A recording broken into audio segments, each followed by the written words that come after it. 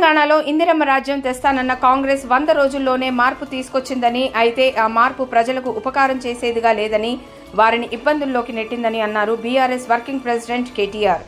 Current, తాగునీరు, సాగునీరు ఇవ్వకపోవడమే కాంగ్రెస్ తెచ్చిన మార్పు అని ఎద్దేవా చేశారు. ఒక్కసారి మోసపోతే మోసం చేసిన వాడిది తప్పు, రెండోసారి మళ్లీ వారి చేతిలోనే మోసపోతే తప్పు మనదే అవుతుందని అన్నారు. రాజన్న సిరిసిల్ల జిల్లాలో లోక్సభ ఎన్నికల ప్రచారంలో పాల్గొన్న కేటీఆర్ కాంగ్రెస్ ప్రభుత్వంపై నిప్పులు చెరిగారు. ఢిల్లీలో మోదీ, ఇక్కడ కేడీ ఇద్దరూ మోసగాళ్లేనని సెటైర్లు పేల్చారు కేటీఆర్. అలాంటి వారి మాయలో పడొద్దని ప్రజలకు సూచించారు. అసెంబ్లీ ఎన్నికల్లో రేవంత్ రెడ్డి మోసం పార్ట్ 1 చూపిస్తే ఇప్పుడు పార్లమెంట్ ఎన్నికల్లో పార్ట్ 2 చూపిస్తున్నారని అన్నారు. పార్లమెంట్ ఎన్నికలు కాగానే ఆగస్టు 15లోగా రుణమాఫీ చేస్తానని సీఎం రేవంత్ రెడ్డి దేవుడిపై ఒట్టు పెడుతున్నారని, కుటుంబ సభ్యులపై ఎందుకు ఒట్టు పెట్టడం లేదని నిలదీశారు. దేవుడు ఏమీ అనడు కాబట్టి మళ్లీ మోసం చేసేందుకు ఆయనపై ఒట్టు పెడుతున్నారని అన్నారు కేటీఆర్. రైతు బంధు ఇవ్వలేని నాయకుడు 40,000 కోట్లు రుణమాఫీ చేస్తాడా అని ప్రశ్నించారు కేటీఆర్.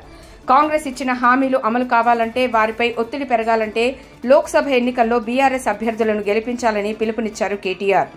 10 నుంచి 12 ఎంపీ సీట్లు వస్తే కేసీఆర్ మళ్లీ రాజకీయాలను శాసిస్తారని ధీమా వ్యక్తం చేశారు. ఎంపీ బండి సంజయ్ ఒక్క గుడికి నిధులు తేలేదని, ఒక్క బడికి అనుమతులు తీసుకురాలేదని, అమిత్ షా చెప్పులు మోసేందుకైతే ఆయనకు ఓటు ఎందుకు వేయాలని ప్రశ్నించారు. గతంలో కాంగ్రెస్ హయాంలో సిరిసిల్లలో నేతన్నల ఆత్మహత్యలు ఉండేవని, బీఆర్ఎస్ అధికారంలోకి వచ్చాక పరిస్థితిలో మార్పులు వచ్చాయని, మళ్లీ ఇప్పుడు ఆత్మహత్యలు మొదలయ్యాయని, కాంగ్రెస్ ప్రభుత్వమే దీనికి కారణం అని విమర్శించారు కేటీఆర్. సిరిసిల్లను మళ్లీ ఉరిసిల్లగా మార్చారని ధ్వజమెత్తారు.